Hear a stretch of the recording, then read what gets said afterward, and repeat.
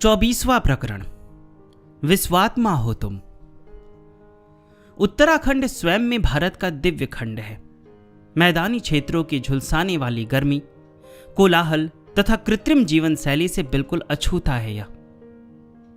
चतुर्दिक पहाड़ों से आच्छादित और अनेक पवित्र नदियों के संगम से यह भरपूर भी है। सुशांत प्रशांत यह खंड आध्यात्मिक छटा बिखेर बिखेर कर तप को आतुर साधु संतों को आकृष्ट करता रहता है। यदि देवप्रयाग अलकनंदा और भगीरथी का अमर मिलन है, तो रुद्रप्रयाग मंदाकिनी और अलकनंदा के आलिंगनबद्ध होने का दृश्य दिखाता है। मंदाकिनी केदारनाथ के चरण प्रांत को छूकर चल पड़ी, तो अलकनंदा बद्री विशाल से अलविदा ले दौड़ पड़ी। रुद्रप्रयाग में जब दोनों मिल जाती है, तो अपने अपने प्रियतम हर तथा हरि के दो बदन एक आत्मा होने का परिचय देने लगती है। यहां से 31 किलोमीटर दूर कर्णप्रयाग में अलकनंदा और पिदार गंगा का संगम स्थल ऐतिहासिक पृष्ठभूमि लिए हुए है। यहां दानवीर कर्ण ने भगवान सूर्य को प्रसन्न कर वर प्राप्त किया था, परंतु गुरुदेव के लिए तो रुद्रप्रयाग ही वरदान सिद्ध हुआ। आप महंत जी तथा सभी तीर्थयात्रियों के साथ रुद्रप्रयाग पहुंचे। रुद्रप्रयाग में दो पवित्र नदियों के संगम स्थल पर उस समय एक विशाल शिलाखंड स्थिर पड़ा था। जून का महीना था। महंत जी महाराज तथा भक्तगण थक कर कहीं दूर बैठ गए, परंतु आपको आकृष्ट कर लिया इस वेगवती जलराशि के बीच स्थिर स्थित उस पाषाण खंड ने, और आप गहरे जल में चलते हुए उस खंड तक पहुंच गए। तीव्र जल प्रवाह उस शिलाखंड से जोरों से टकराता और उसे ऊपर तक भिगोकर आगे निकल जाता। इस मन भावनी क्रीड़ा को देख मनोनिग्रह करते हुए कौपीनधारी युवा योगीराज उस पर पद्मासन लगाकर बैठ गए। उन दिनों संप्रज्ञात समाधि की सर्वोच्च अवस्था में सिद्धस्थ आप पर वैराग्य की उच्च अवस्था में आरूढ़ रहा करते थे। अतः पाषाण खंड के आसपास अथाह जलराशि में सूर्य भगवान की चमकती सतरंगी रश्मियां प्रतिबिंबित होकर अद्भुत दृश्य प्रस्तुत करने लगी, तो आप उसे निहारने लगे और धीरे धीरे ध्यानावस्था में आंखें मूंद गई। प्रशांत आत्मा के लिए अब यह प्रखर सूर्यदेव ही ध्येय विषय बन गए। जिन योगियों की चेतना आनंदमय कोष में स्थित होती है, वही प्रशांत आत्मा कहलाते हैं। इससे नीचे तो बुद्धिस्त, विज्ञानात्मा, मनस्थ, प्रज्ञानात्मा तथा शरीरस्थ, भूतात्मा कहे जाते हैं। उच्च अवस्था के प्रशांतात्मा योगी इस आनंदमय कोष को भी उत्क्रम कर लेते हैं। इसका भेदन करते ही पुरुष तत्व की अनुभूति होने लगती है। समाधि प्रज्ञा के द्वारा ही तत्व दर्शन होता है, स्थूल दृष्टि से नहीं। समाधि प्रज्ञा के द्वारा आपने अनुभव किया कि अनंत आकाश ऊर्जा के समुद्र से व्याप्त है।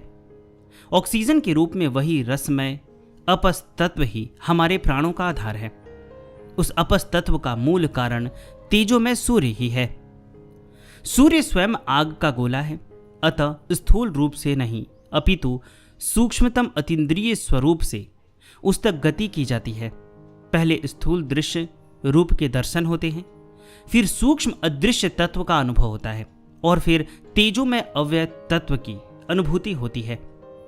प्रत्येक तत्व को संपूर्ण रूप से जानने की यही विधा है।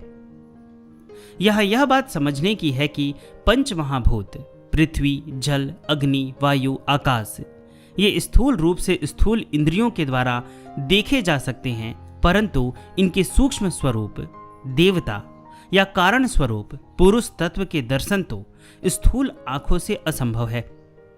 जैसे आईने में हम अपनी आंख, नाक, कान, मुख और हाथ पांव तो देख सकते हैं, परंतु आत्मा को उसमें नहीं देखा जा सकता।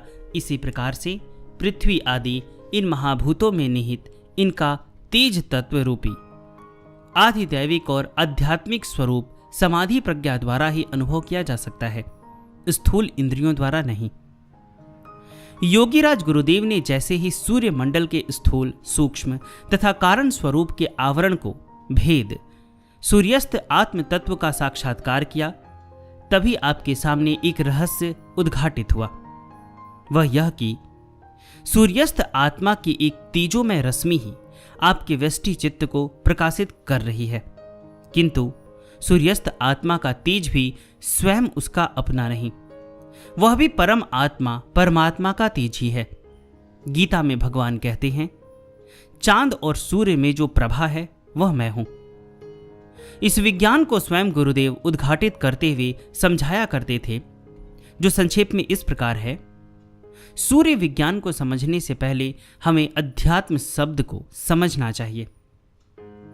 अधि जोड़ आत्म, अध्यात्म। अधि का अर्थ है आश्रय और आत्म माने आत्मा। जो आत्मा का आश्रय है या आत्मा जिसका आश्रय है वह अध्यात्म है। यहां आश्रय का मतलब है अभिव्यक्त करने वाला माध्यम। अध्यात्म को ही गीतानाथ ने स्वभाव कहा है। स्व का भाव अर्थात अपना व आत्मा का भाव अध्यात्म है। यहां भी भाव का अभिप्राय अभिव्यक्ति से है। इस प्रकार जो आत्मा का अभिव्यक्ति रूप है वह अध्यात्म है, वही स्वभाव है। अब इसे सूर्य विज्ञान में समझना चाहिए। पर ब्रह्म व परम चैतन्य सत्ता निर्गुण निराकार है। वह अपनी अभिन्न शक्ति माया के द्वारा अभिव्यक्त होता है। यहां अभिव्यक्ति का माध्यम माया है, अतः माया ब्रह्म का स्वभाव है, उसका अध्यात्म है। सूर्य परमात्मा के प्रकाश को धारण कर उसे अभिव्यक्त करने का माध्यम है, अतः सूर्य में जो तेज तत्व है वह परब्रह्म से ही निःसृत है। यहां यह बोध होना आवश्यक है कि सूर्य जो आग का गोला दिख रहा है वह आग उसकी अपनी नहीं। सूर्य तो ईंधन है, समिधा है, माध्यम है अग्नि का। परम अग्नि तो अमूर्त रूप से परमात्मा का ही तेज है। परमात्मा से अग्नि रूपी तेजों में आत्म तत्व को ग्रहण करके ही सूर्य अस्तित्व वाला हुआ है। उस सूर्य के तेज से ही सारा ब्रह्मांड प्रकाशित होता है।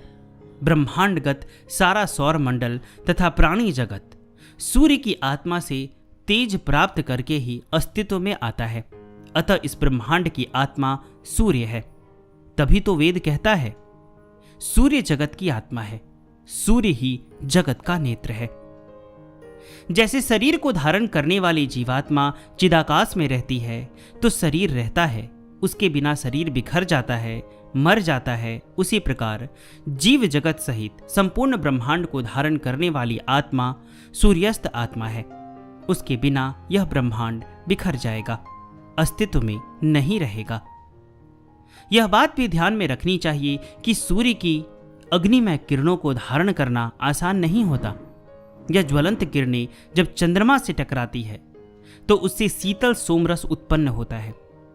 वैदिक भाषा में सूर्य का चंद्रमा से विवाह होता है तो इनके संयोग से रस तत्व अर्थात जीवनी शक्ति उत्पन्न होती है। वह अपस तत्व के रूप में प्राणों का आधार होता है। सूर्य के तत्व सौर्य और चंद्रमा के सोमरस दोनों से ही समस्त वनस्पति तथा औषधि जगत का अस्तित्व है। सूर्यास्त तेज से ही व्यष्टि चित्त प्रकाशित होता है। जैसे प्रचंड अग्नि से विस्फुलिंग निकलते हैं, ऐसे ही सूर्य से अनंत जीव प्रकाशित होते हैं। हमारी शरीरगत चेतना का मूल आधार व आत्मा सूर्य ही है। अतः जीव मात्र सूर्य का स्वभाव है, अध्यात्म है। इस प्रकार स्पष्ट है कि हमारा परमात्मा से संबंध सूर्य के माध्यम से ही है। सूर्यास्त आत्मा चिदात्मिका शक्ति से युक्त परमात्म तत्व ही है।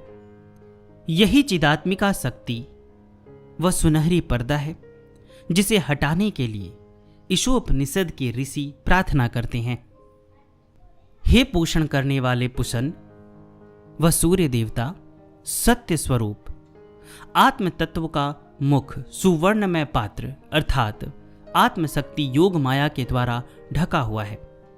अतः मुझ तत्व दृष्टा के लिए यह दुरस्तर आवरण हटा दो ताकि सत्य स्वरूप पुरुष के दर्शन हो सके। आनंदमय कोष को पार करने पर प्रशांत आत्मा के लिए प्रयत्न नहीं अपितु प्रार्थना तथा ईश्वर प्रणिधान ही एकमात्र उपाय है। उसकी कृपा ही अवलंबन है। इसीलिए ऋषि उक्त प्रार्थना करता है। जब प्रार्थना स्वीकृति होती है, आवरण हटते ही आत्म तत्व का साक्षात्कार होता है, तो ऋषि अद्वैतानुभूति करते हुए एक महावाक्य की उद्घोषणा करते हैं। ज्योतिर्मय आवरण से परे जो वह पुरुष है, वही मैं हूं। सूर्य इस चराचर विश्व की आत्मा है। इससे सूर्य का एक नाम विश्वात्मा भी है। परमात्मा, विश्वात्मा और जीवात्मा ध्येय, ध्यान, ध्याता के एक होते ही समाधि अवस्था में गुरुदेव को तीनों की एकता की अनुभूति हुई। आप भी आनंदातिरेक से कह उठे, जो आत्मा उस पुरुष में है वह मैं ही हूं। सूर्यास्त आत्मदर्शन से अभिभूत गुरुदेव को व्योमातीत अतीन्द्रिय अनहद नाद की झंकार सुनाई देने लगी।